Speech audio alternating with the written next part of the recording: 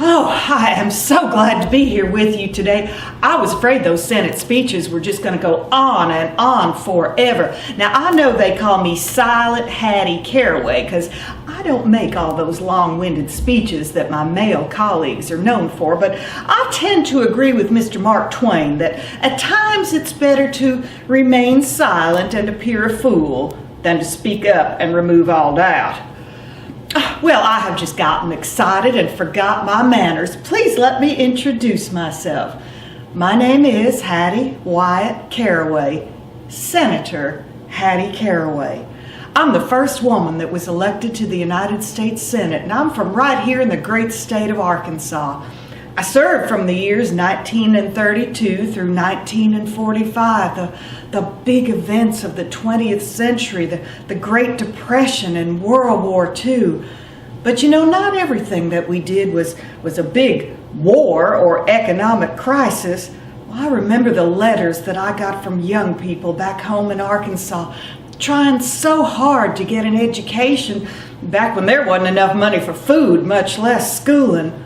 But I'm so proud that I was able to work with them, to find them jobs or work study or the few scholarships that were available. But I knew with all the hundreds of letters that I received that there were more young people out there trying so hard to get an education. And well, I'm a former school teacher. You know I'm going to do anything I can to help young people go to school. But I knew it was what our state needed, what our country needed. And so I went to bat during those years of the Great Depression and all those alphabet agencies you've heard of, the PWA and the WPA and, well, any alphabetical terms that you can come up with to bring federal money for buildings, for schools here on Arkansas college campuses. You see, back then our state legislature, it didn't appropriate 1 penny for buildings on Arkansas college campuses. But I worked with agencies like that Reconstruction Finance Company, and well, the college up in Jonesboro had but one main building and a cow barn.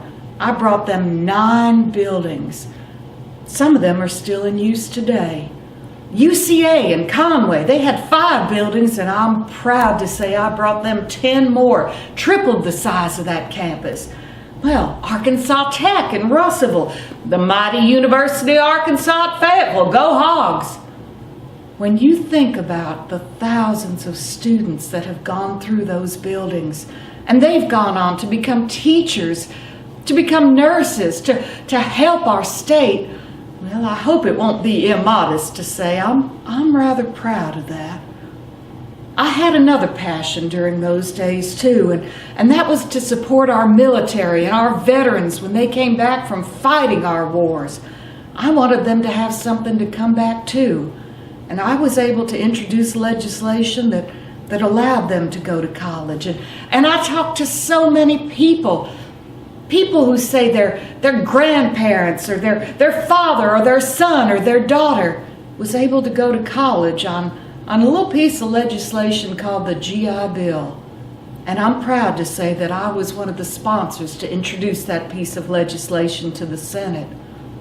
Well, normally I don't tote my own horn like I'm doing now, but so many people in Arkansas don't know my story. Now, I was 54 years old before I even set foot in the United States Senate, the first woman to do so. Well, back then, 54 was 54. It's not like today where 54 is the new 44. I'm proud to say that I had no training and no background for that, but I learned and I worked and I studied and I listened to people. Then I thought about what I could do to help them. And so I'm hoping that my story might be inspiring to people not only my age, but certainly to our young people today. There's so much good that they can be out there doing and such a rewarding life ahead. And so I'd like to share my story, the story of Hattie Caroway of Arkansas, the first woman elected to the United States Senate.